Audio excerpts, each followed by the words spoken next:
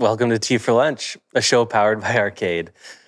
Each week, we'll serve you the news and stories we're following on social media, entertainment, celebrity, and tech in 15 minutes or less. You can catch the show live on Instagram every Thursday at about 12 p.m. Mountain Standard Time, or on all podcast providers and YouTube on Fridays. This week, we're your hosts, Mitzi and Mike. Here we go. And we were waiting for the dogs to stop barking and the motorcycles to drive by before we got into this. But here we are. Busy neighborhood. Ready to vibe. I'm ready to vibe. Have you ever thought about, speaking of vibe, what word we used to use before everyone was saying vibe? Like, if you went somewhere and, like, things didn't feel right, like, what would you say? I don't know. Words that are coming to mind are, like, mood or, like, energy. But they're not exactly the same. Yeah, it's very different. You could just say it feels off. It was a weird feeling. It was a weird ambiance.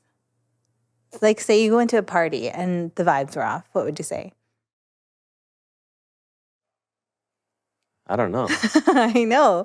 And, like, vibe is, like, a new word. Like, it's not, like, an old word. That it feels lame? I don't know. It feels lame in here.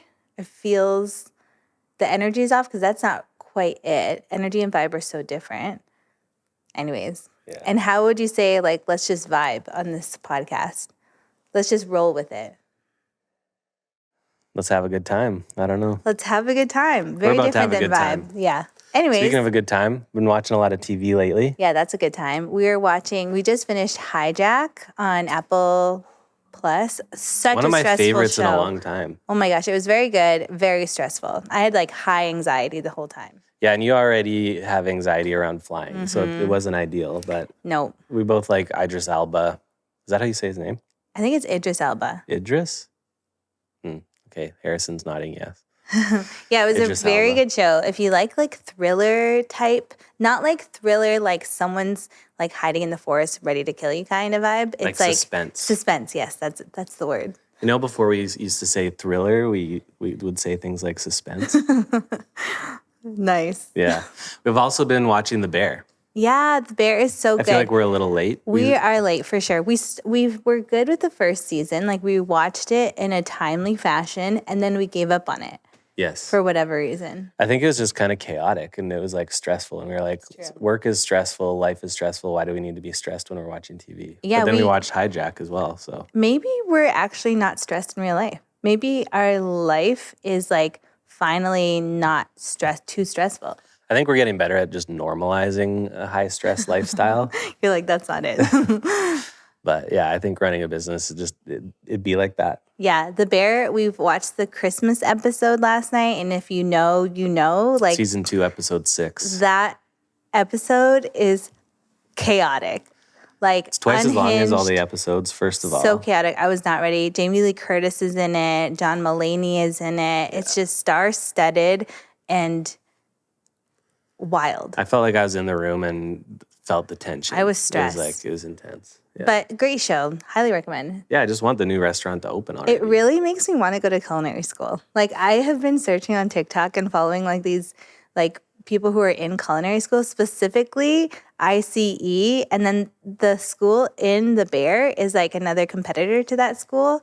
But I think later in life, once this is kind of behind us, like, maybe when we're empty nesters, you and I should go to culinary school. Yeah, like a midlife crisis kind of thing? No, like, Late just for fun. Crisis. Like, we're going to be in there just, like, learning skills for the sake of it. Like, we're not trying to be, like, head chefs at a restaurant. Just, like, let's learn the skills. I'm really going to have to branch out from chicken wings and taco salad. Yeah, but I think it would be so fun to learn that stuff. Yeah, let's do it. All right, catch us at culinary school. Okay. And then we can TikTok it. We'd be so cute because we'd be, like, an older couple, like, going back to school. Just steezed out and, like, yeah, we could do, like, Gen Z fit checks every day. Fashion. Oh, I'm so into it. That's a good vibe. It's a great vibe. Should we get into the sip, though? Let's do it. We could just spend all day talking about TV and food. I know. But first up, it's time for the sip, your weekly rundown of the top stories happening in social media. First one is Meta is working to develop 30 AI chatbots with different personalities, which I really don't understand the purpose, but we'll figure that out eventually. YouTube is adding more TikTok-like features to Shorts, including stickers and collabs. Snap has launched an initiative that will reward AR creators with cash, make that money. And Meta has officially banned Canadian news publishers from their apps. Okay, what are the different personalities of these AI chatbots? Because I wonder if they're personality in terms of tone, personality in terms of It's tone. age. But I think tone or energy. From the article, I was also reading that some of them will actually emulate real historical figures like Abraham Lincoln and That's stuff like so that. fun. But what's the point? What is the reason? It's why not? Just to have someone to talk to because we don't have friends? I honestly, maybe. I think a lot of people actually create content and create these internet relationships because they don't have that much in real life, or maybe they're just better at that online than they are in person. No, what would actually be sick now that I'm thinking about it is being able to add an AI personality into your group chat, in Facebook Messenger or WhatsApp or something like that. Add a troll. Let's just invite Abe Lincoln to the group chat and see what he has to say about all this. I feel like shit we're stranger talking. things have happened with AI. This is actually sounds really fun. Yeah. Or imagine if you can just invite Amy Schumer AI into your girls group chat or something like that. Cue it up. I'm so down. All right. That sounds I'm getting so fun. hyped up. Yeah, Let's do go. it. I also think YouTube adding more TikTok-like features is interesting. I do feel that out of all the platforms that are racing to emulate each other and replace products that are part of each other's core service offering, like Threads with Twitter, and now YouTube with TikTok, I feel like YouTube has been one of the platforms that's executing better with new features. I don't know. This feels desperate to me. It's just so, there's not even anything new to it. It's you can go live, duh. You can add stickers, duh. It's just the same thing. What's the difference? But hasn't the complaint for creators been that YouTube is so different? They can't really leverage or repurpose content from TikTok or Reels onto YouTube Shorts because it just doesn't perform the same way. So now having more overlap in the kind of features available, doesn't that make it easier for creators? No, I think creators are on YouTube because they're doing long form content. So this is a short form piece of content that can feed into their long term or long form content strategy. But I think there could be other features that could support long form content besides going live and things like that, I think OG YouTubers are on the platform for that purpose, but don't you think with these moves, YouTube's going after user acquisition, new YouTube users that are probably accustomed to shorter form vertical video and some of these features? Maybe, but I think a lot of TikTokers are becoming YouTubers because that's the next step. Yeah. So yeah, I don't know. I just think it's kind of boring. Work in progress. All right, let's jump into our next story. Our first main story, the English football team Crystal Palace has become the first club in the Premier League to hire a creative director. The Premier League is the world's most watched football competition, and Crystal Palace has hired sports marketing veteran Kenny Jonathan as their creative director to oversee apparel collections and fashion partnerships. His first project will be to launch an autumn/winter apparel collection for the 2023-2024 season. And Kenny Jonathan says that he plans to create products that go beyond typical sports team merch to grow the team's fan base. This is exciting. I think it's really cool. We've got examples in other sports leagues of creative directors coming in that are well known in the fashion space that can make the team's brand more relevant and kind of see that the sport bleed into culture a little bit more beyond just already existing sports fans. Yeah, was it Kith Kith, who's Ronnie Feig from Kith is the creative director of the Knicks, the New York Knicks. I also know Daniel Arsham, artist, is I think for Cleveland Cavaliers, I think so. And then we've seen it a little bit in other contexts too, even with Drake getting more involved with the Raptors and Jay-Z in the past being more involved with the brand of the Brooklyn Nets and stuff like that. Yeah, too. He wasn't the creative director though. No, but he had a similar impact. Yeah, for sure. So I think this is cool, and we've been talking a lot about the sports world in general, as things get easier to predict and more an AI becomes more a factor and things are more controlled, outcomes are more controlled. Sports is one of the few industries where outcomes are less predictable, and it's just still feels more human. So I feel like the opportunity for creative directors to get involved and bring that more to a wider population, I think will be met warmly by For like sure. new audiences. This is a great segue to share that I have launched my TikTok series on the wags of the NFL. What's a WAG A for wife everybody? and or girlfriend. I don't think you keep defining it, but I think most people know what a wag is. All right. But yeah, so I started episode 1. I did a little like analysis of, what's his name again? Aaron Rodgers. Aaron Rodgers' dating history. And then I have another video that I already filmed about the Jet swags. So go check it out. Okay. Go check it out for sure. Do you have anything else to say about the creative director? No, I just think it's really cool. I think like sports has always been, a big piece of culture, but like it's almost like a subculture, and I'm excited for it to be more like mass culture. And I am excited for like better apparel to come out because like if you can nail apparel, like there's so many things you could do with that. This feels like a little less splashy to me than the appointment of Ronnie Feig. Yeah. Like it's not as like he's not coming from like a household name, but like he is obviously like very well like established. So yeah, I'm curious. And also like I find jerseys right now are really having a moment. They're like very trendy, like football jerseys, soccer jerseys, all of the above. Like they're kind of like getting popular again. Becoming more of a staple.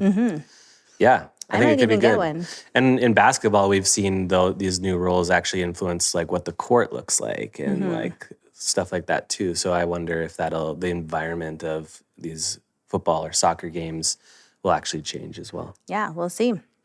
Next, it's official. SAG-AFTRA has told social media influencers that accepting work by studios or streaming services will blacklist them. So the ongoing strike protests low pay and studios' proposals for using artificial intelligence tools in production. More than 175,000 union members are out of work until the deal is made. Since the strike began, those in the know have been cautioning creators against taking opportunities presented to them by studios or streaming services, which I feel like wouldn't be a lot of creators. Like there's probably a certain type of creator that's getting approached by studios and streaming services, but most of the ones that we see on a regular basis on like TikTok and Instagram, I feel like aren't really in that space. No, I think Warner Brothers is getting quite serious with like creators. There's like a lot of like But are you seeing very many in your algorithm that are like promoting things like this? yeah, who are like going to premieres. Like Okay. anyone attending a premiere is like crossing the picket line. Right. Yeah, they've warned social media influencers from posting in support of studios' movies, even as a fan. So I guess we would have probably seen some of those around Barbie. For sure. Yeah. And Thankfully, Oppenheimer. they've finished most of their marketing by then. But wow. Yeah, I think this is so interesting. I think like the fact that SAG is saying that like, you might not be eligible for like your future. If you're a creator, if you're a series creator, like I think like Hollywood, movies, like TV production, that could be very like a very possible next step in your career if you like continue to grow and invest in this space. So I think creators are very cautious now because like they don't want to like limit themselves in the future. So I just think it's like really interesting that they're like asking influencers and creators to like say no to these opportunities now because it could like limit their future SAG potential. There's a lot of creators still who like don't care and they're like whatever.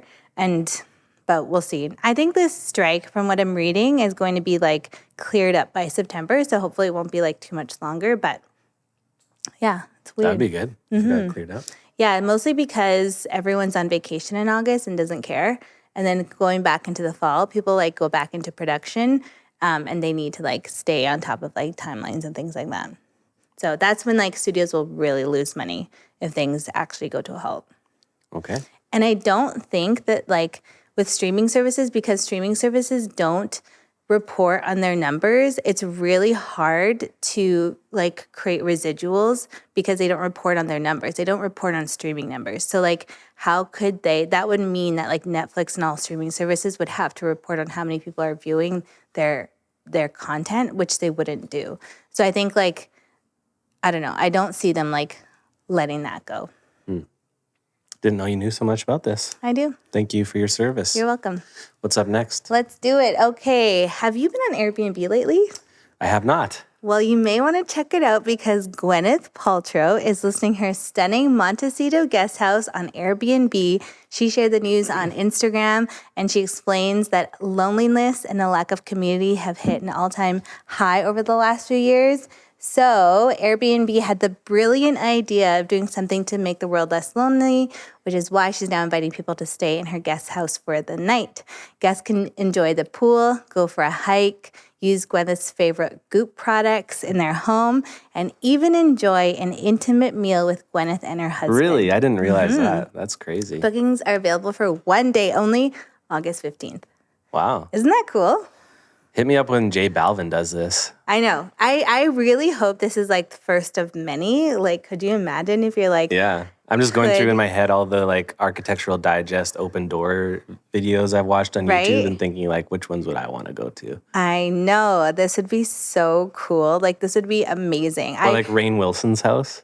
Oh my gosh, it would Dwight be from The so Office. crazy. The details of this I'm like kind of curious about because it sounds like this is like obviously a marketing stunt, which is genius. Good job, Airbnb. But like, is it going to be an auction? Like, is it going to go to the highest bidder? Is it going to be like a sweepstakes or like a giveaway where people have to like enter and someone's going to be chosen? So I'm just curious because like if it is like an auction, then obviously someone like really rich is going to do it. And then, like, us commoners won't have a chance. You know? I'm sure it's expensive. I wouldn't say it's not expensive. What if it's not and it's just first come, first serve? It's not. We should look into There's no it. way they would do first come, first serve. You never know.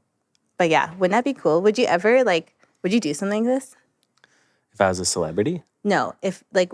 Oh, would I go? Yeah.